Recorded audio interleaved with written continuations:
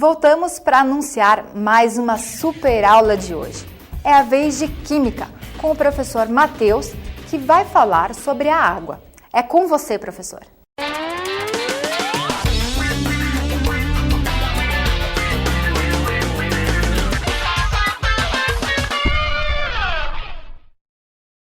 Hoje nós vamos falar sobre a água. E falar sobre a água não é só importante, é emocionante, né? Simplesmente porque se não tivesse água, nem a menor possibilidade de vida. E a água não é só para ter a vida, é água para se manter a vida. Você tem água aí usada nas irrigações para se produzir o alimento. A gente precisa de água para preparar os alimentos, precisamos de água para a higiene, água para o lazer. Agora, no final do ano, quando terminar essa maratona aí, vestibular, Enem, as férias merecidas, né? Aí normalmente, para onde é que se vai nas férias? Para o litoral? Em busca de quem? Dela, água. Mas dessa vez você decidiu ir para o interior, mas aí você vai em busca de um rio, de uma cachoeira. No mínimo, o hotel que você vai ficar tem que ter uma piscina, né? Quer dizer, a água está sempre presente. Você, se fechar os olhos, consegue imaginar qualquer lugar paradisíaco sem água? Não tem, né? E sobre essa coisa maravilhosa que é a água, nós temos que explorar aqui algumas propriedades. E a primeira que nós vamos falar é o calor específico, que eu queria que você acompanhasse comigo aqui na tela, porque essa definição nós vamos fazer em cima da unidade. Acompanhe aqui comigo. Caloria por grama grau Celsius. O que significa isso? O calor específico é a quantidade de calor que eu tenho que fornecer para 1 grama de um material para que a sua temperatura aumente em 1 grau Celsius. Quando a gente pensa em calor específico da água, corresponde a 1 caloria por grama grau Celsius. Mas o que significa isso? Significa que eu tenho que fornecer 1 caloria para 1 grama de água para que a sua temperatura aumente em 1 grau Celsius. Falou, mas isso é grande ou é pequeno? É altíssimo. O calor específico da água é muito alto. Falou, o que significa isso? Significa que eu tenho que fornecer muito calor para a água para a temperatura subir só um pouquinho. Agora há pouco nós falamos aí do final do ano, né? Você vai lá para a praia, aquele dia de sol, de verão, a areia está muito quente, mas a água está gelada, né? Falei, sabe qual é a importância disso? Durante o dia, a água absorve esse calor proveniente do sol para não deixar o dia tão quente.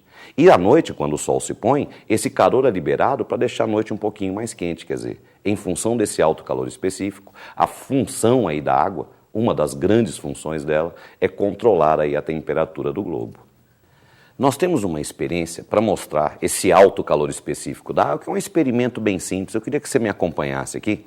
Eu tenho aqui uma bola de festa, em muitos lugares aqui no Brasil, chamada aí de bexiga, né? Uma cheia aqui de ar, e a gente vai usar aqui um isqueiro. E a hora que a gente acende aqui o isqueiro, é lógico que isso daqui vai estourar. Mas eu tenho uma outra bexiga, tenho aqui uma outra bola de festa, que ela está preenchida com água. E eu vou fazer a mesma coisa. Vou vir aqui, vamos acender aqui o isqueiro. E aí eu posso ficar aqui o tempo que eu quiser, olha, que essa bexiga não vai estourar. Fala por quê? Porque dentro dela tem água. A água está absorvendo todo esse calor da chama e evitando que essa bexiga aqui estoure. Quer dizer, se a gente coloca aqui a mão, está a temperatura ambiente, quer dizer, não esquentou. A água, devido a esse alto calor específico, tem essa função fundamental de controle térmico da Terra. Uma outra propriedade importante de a gente estudar é a densidade. E a densidade surgiu na sua vida escolar lá na 8ª série, né? Todo mundo sabe, a densidade é a relação entre a massa e o volume. Quando nós temos um líquido, ao passar ao estado sólido, nós temos uma diminuição no volume, que eu queria que você acompanhasse comigo aqui na tela toda essa sequência de raciocínio. Acompanhe aqui, olha. Nós temos aqui a densidade e a relação massa-volume.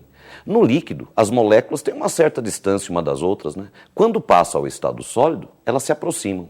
Essa aproximação determina uma diminuição no volume, né? Mas como a densidade é massa sobre volume, massa constante, diminuindo o volume, a densidade aumenta. Fala, mas o que significa, né, a gente ter esse aumento da densidade? Você sabe que num sistema heterogêneo, quem define, quem determina a posição de cada um dos participantes é a densidade. O mais denso afunda, o menos denso flutua. Pois então, num sistema onde eu tenho um líquido e um sólido, onde esse sólido é proveniente desse líquido, né, o sólido tem uma densidade mais alta, ela vai afundar, como no sistema que você pode observar aí na tela. Mas e a água? E para falar na densidade da água, quando ela passa do estado líquido para o estado sólido, a água é desobediente, e é uma desobediência fundamental que nós vamos mostrar daqui a pouquinho. Mas a água, quando passa do estado líquido para o estado sólido, o seu volume aumenta, não diminui, como acontece com as outras substâncias, com os outros materiais. É só você lembrar daquela vez que você esqueceu uma garrafa de água lá dentro de um freezer, quando você lembrou, você foi pegar, a garrafa tinha quebrado. Isso porque a água, ao passar do estado líquido para o estado sólido, o seu volume aumenta. E o volume aumentando, a densidade diminui. Fala, bom, mas qual é a vantagem disso? Quando você tem um sistema de água e gelo, o gelo boia, né? Mas qual é a vantagem do gelo boiar quando está na presença da água líquida? Nos locais onde o inverno é rigoroso, os rios, o mar, eles se congelam.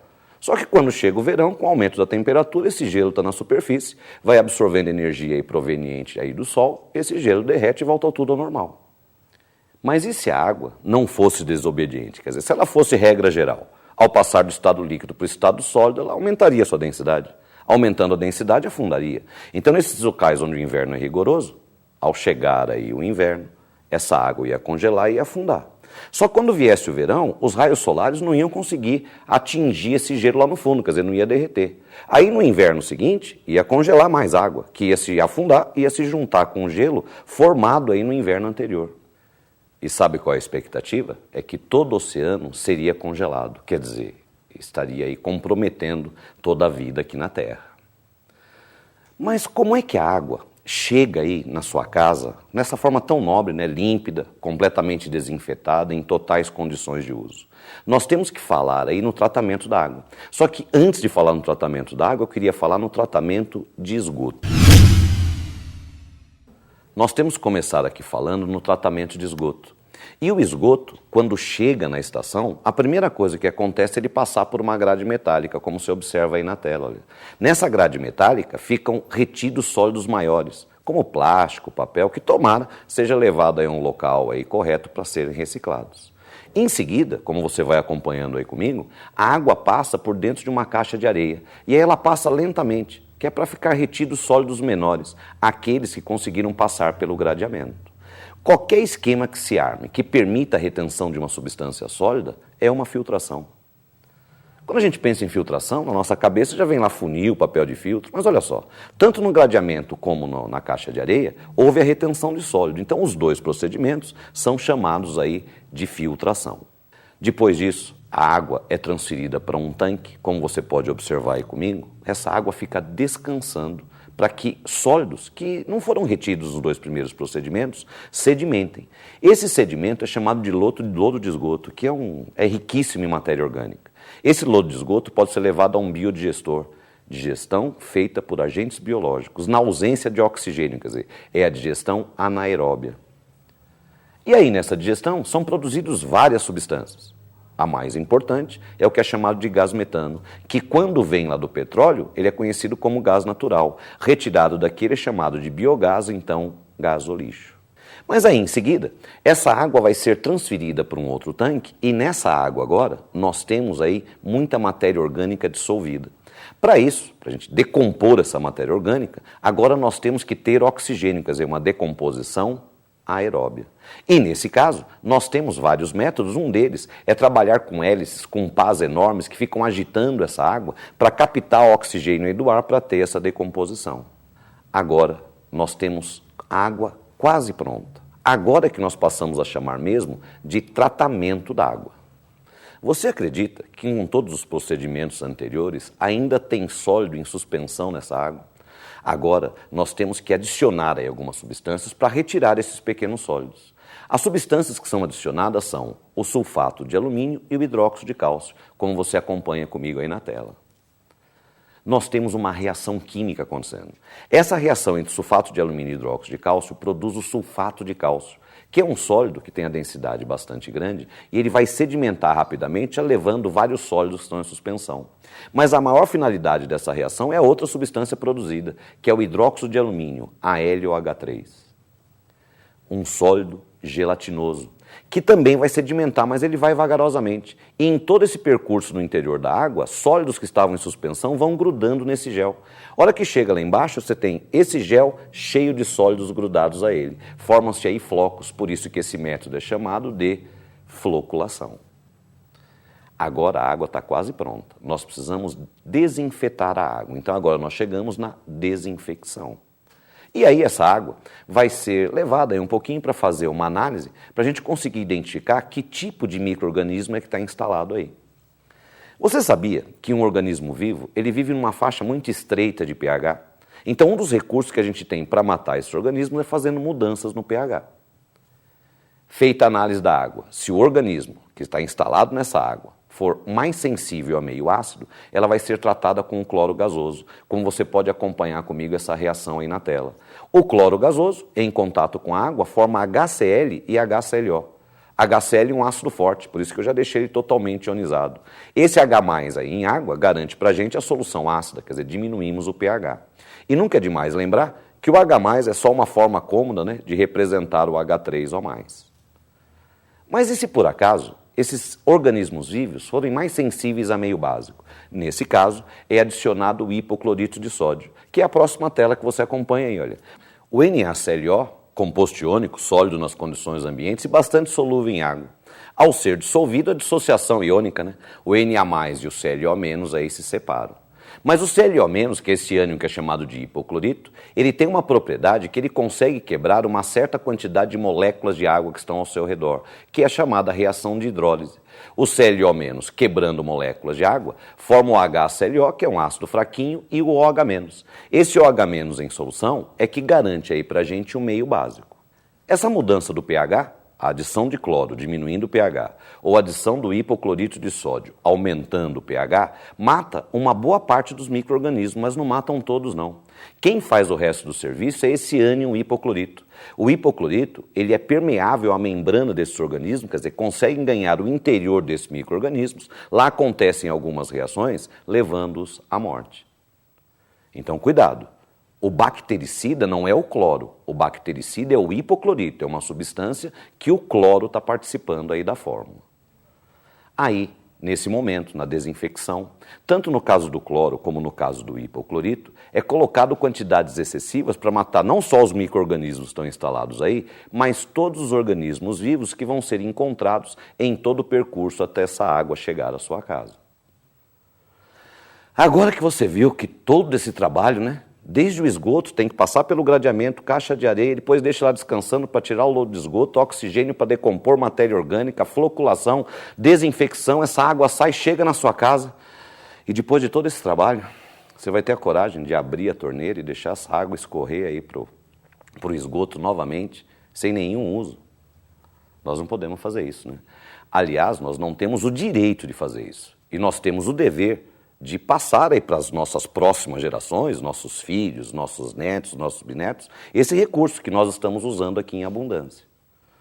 Mas é lógico que não é para você ficar economizando, deixando de tomar banho. Nós temos que continuar usando a água ao nosso favor, só que usar de forma sustentável. E quando se fala em sustentabilidade, parece uma coisa tão distante, né, que só as indústrias, só o governo tem que se mexer, e isso não é verdade. Nós temos que tomar algumas atitudes que individualmente parecem coisas pequenas, mas se a gente conseguir divulgar isso para muitas pessoas, acaba se tornando uma coisa gigantesca. Eu queria que você acompanhasse aí um vídeo que é da uma ONG, chama-se SOS Mata Atlântica. Esse vídeo, ele propõe que se faça xixi no banho. Por quê? Na verdade, todas as vezes que você vai tomar banho, antes de entrar no chuveiro, você para e faz xixi, né? Por que você não faz xixi durante o banho? Xixi no banho! Queremos que todos façam! Homens, mulheres, crianças, brasileiros ou não, nobres, plebeus, músicos, desportistas, pessoas que são metade homem e metade monstro, coisas do além, lendas brasileiras, lendas gregas, pessoas boas, pessoas não tão boas, gênios da arte, gênios da ciência, trapezistas, amantes, pessoas de outros planetas, fenômenos do cinema. Enfim, se você faz xixi, tá convidado.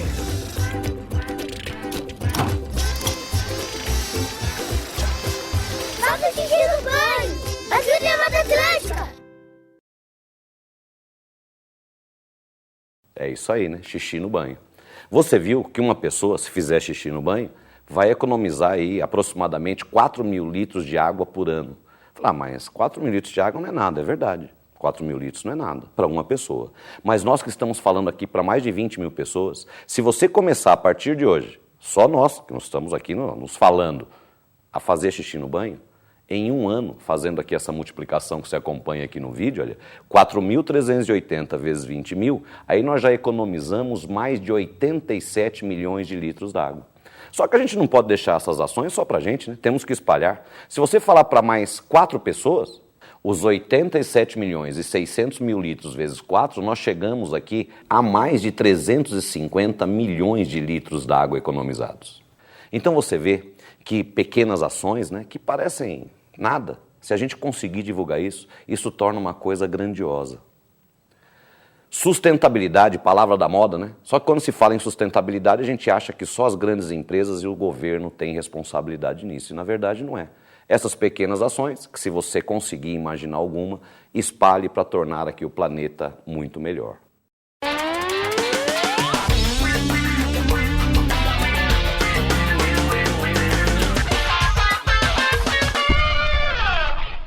Chegamos ao fim de mais um dia de super aulas Enem 2011. Em breve estaremos de volta aqui mesmo, na TV Estadão, para mais um dia de muito aprendizado com a melhor equipe de professores do Brasil, o time Positivo. Um bom descanso e até lá!